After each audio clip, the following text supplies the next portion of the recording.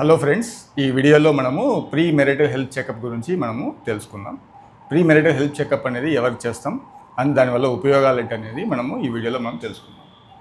Pre marital health checkup అంటే మనం పెళ్ళికి ముందు అన్నీ చూసుకుంటాం. ఏంటి వాళ్ళ ప్రాపర్టీస్ ఎంత ఉన్నాయి, చదువులు ఎంత ఉన్నాయి, లేదా ప్యాకేజెస్ ఎంత వస్తున్నాయి, ఇలాంటి ఏంటి, వాళ్ళు ఎక్కడ, వాళ్ళ క్యాస్ట్ ఏంటి, తర్వాత వాళ్ళ ఆస్తులు ఎంత ఉన్నాయి అనేది మనం చూస్తాం. ఇవన్నీ చూస్తాం. పాత రోజుల్లో 7 తరాలు, అటు 7 తరాలు ఇటు 7 తరాలు అంటే మనం ఒక తరం కూడా చూడట్లేదు. ఎందుకు 7 తరాలు చూడమన్నారు పాత తరంలో? ఏమన్నా కంజెనిటల్ డిసీజెస్, హార్ట్ ప్రాబ్లమ్స్ కానీ, లేకపోతే కంజెనిటల్ ఇష్యూస్ కానీ, లేకపోతే బీపీ కానీ, షుగర్ కానీ, హార్ట్ డిసీజ్ కానీ, ఇవన్నీ ఏమన్నా డెఫ్ అండ్ డంబ్, తర్వాత లింపింగ్ ప్రాబ్లమ్స్, ఇవన్నీ వచ్చేదానికి ఛాన్సెస్ ఉన్నాయి. మస్కులర్ డిస్ట్రోఫీస్ కానీ, మెంటల్ రిటార్డేషన్ కానీ, ఫ్యామిలీలో ఏమన్నా జెనెటికల్గా ప్రాబ్లం ఉండి వాళ్ళు కొంతమంది అట్లనే ఉండిపోతుంటారు కదా ఇంట్లో నడవడానికి లేకుండా. అట్లాంటి వాళ్ళు ఏమన్నా ఉంటే అవి నెక్స్ట్ తరంకి పిల్లల్లో వచ్చే అవకాశం ఉంటుంది. కాబట్టి అలాంటివి ఏమన్నా ఉన్నాయా అనేది చూడమన్నారు.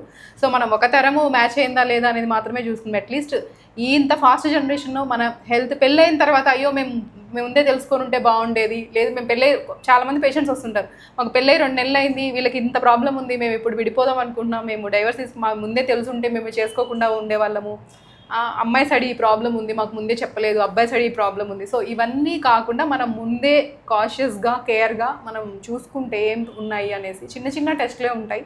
అవి హెల్త్ ఒకసారి కౌన్సిలింగ్ ఉండొచ్చు, చిన్నది బీపీ, షుగర్, అవి టెస్ట్లు ఉండొచ్చు. చేసుకొని మ్యారేజ్ అనేది ప్రపోజ్ చేసుకుంటే సో సక్సెస్ఫుల్గా ఉంటారని మేము అనుకుని దాని మీద ఈ వీడియో చేస్తున్నాం.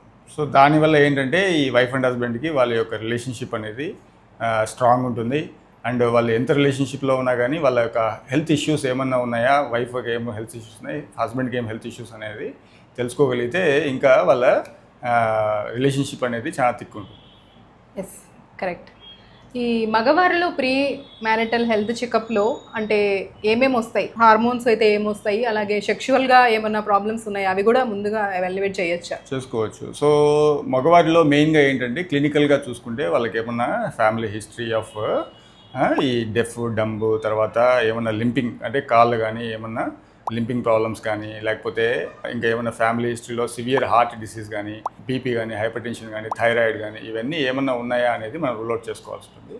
ముఖ్యంగా ఈ కన్సాంగ్వినస్ మ్యారేజ్ అంటే మేనరికం అంటారు అనమాట. సో ఆ మేనరికం ఉన్న వాళ్ళలో ఏంటంటే ఈ వైఫ్ అండ్ హస్బెండ్ అనేది వాళ్ళకి జెనెటిక్ టెస్టింగ్ అనేది, హోల్ జీనోమ్ ఎక్సోమ్ సీక్వెన్సింగ్ కానీ లేకపోతే జెనెటిక్ టెస్ట్ చేసుకోవడం అనేది చాలా ముఖ్యం. ఎందుకంటే క్యారియర్స్గా ఉన్న ఏవైతే అంటే రెసెసివ్ డిసీజెస్ ఏవైతే ఉన్నాయో, క్యారియర్ డిసీజెస్ ఏవైతే ఉన్నాయో అవి వాళ్ళకు ఎక్స్పోజ్ అవుతాయి అనమాట. అంటే లోపల ఉన్న జీన్స్ అనేవి మనకి బయటకి డిసీజ్ లాగా, అంటే ఇద్దరు దగ్గర వాళ్ళు సేమ్ రిలేషన్. అంటే ఇప్పుడు మేనరికం అంటే డిఫరెంట్ టైప్స్ ఆఫ్ మేనరికాలు ఉంటాయంట. మెయిన్ కొంతమంది అక్కకి చాలా ప్రాబ్లమ్స్ ఎక్కువ ఉంటాయి, ఇంకా అత్త కొడుకు అనేవి కొంచెం తక్కువే ఉంటాయి.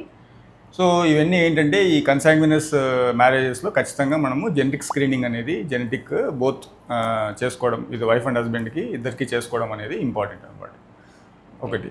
తర్వాత మగవారిలో ఏమన్నా ఈ సెక్షువల్లీ ట్రాన్స్మిటెడ్ ఇన్ఫెక్షన్స్ ఏమైనా ఉన్నాయి, హెచ్ఐవి కానీ, తర్వాత ఈ హెచ్బిఎస్ఏజీ, హెచ్సివి, వైరల్ ఇన్ఫెక్షన్స్ అనేది ఎవాల్యుయేట్ చేసుకోవడం అనేది చాలా ఇంపార్టెంట్. అదేవిధంగా ఈ వీడిఆర్ఎల్ సిఫిలిస్ టెస్ట్ అనేది ఎవాల్యుయేట్ చేసుకోవాల్సి ఉంటుంది.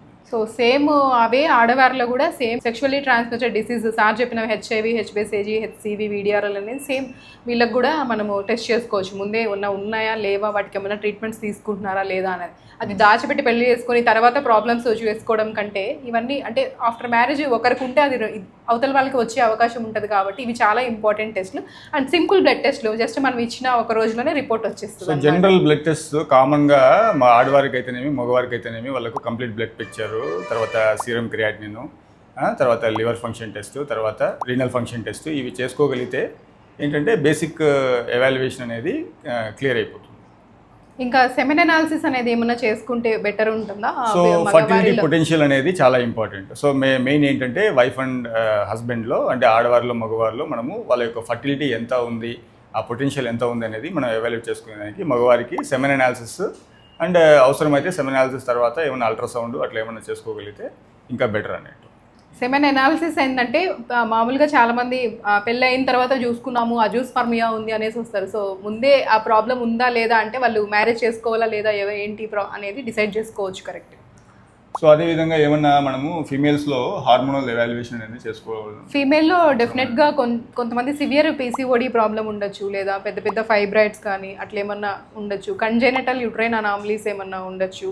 ఇంకా కొంతమందికి ప్రిమెచ్యూర్ ఓవేరియన్ ఫెయిల్యూర్ అంటారు, అంటే 25 ఇయర్స్లోనే ఏఎంహెచ్ అనేది కంప్లీట్గా తగ్గిపోయి ఉండొచ్చు అనమాట. 0.2, 0.001 అట్లా, అంటే ప్రిమెచ్యూర్ ఓవేరియన్ ఫెయిల్యూర్, పీరియడ్స్ సరిగ్గా రాకపోవడం, లేదా ప్రైమరీ అమినూరియా ఉండొచ్చు. కొంతమందికి అసలుకి పీరియడ్సే వచ్చి ఉండవు, బట్ వాళ్ళు అది దాచిపెట్టి పీరియడ్స్ వచ్చినాయి మా అమ్మాయి బాగానే ఉంది అని చెప్పి మ్యారేజ్ చేస్తూ ఉంటారు. సో ఇవన్నీ యుట్రస్ ఉందా, గర్భాశయం ఉందా లేదా, అండాశయాలు ఉన్నాయా లేదా, హార్మోన్స్ అన్ని ఎలా ఉన్నాయి, ఇవన్నీ మనం ఒకసారి ఎవాల్యుయేట్ చేసుకుంటే ఫర్టిలిటీ పొటెన్షియల్ ఎంత ఉంది, ఏఎంహెచ్ ఎంత ఉంది, ఎగ్ రిజర్వ్ ఎంత ఉంది, సో వాళ్ళు ఎంత తొందరగా ప్రెగ్నెన్సీ ప్లాన్ చేసుకోవాలి, డిలే చేయొచ్చా, ఇవన్నీ మనకి హార్మోన్స్ స్కాన్లో మనకు కంప్లీట్గా అనేది తెలుస్తుంది.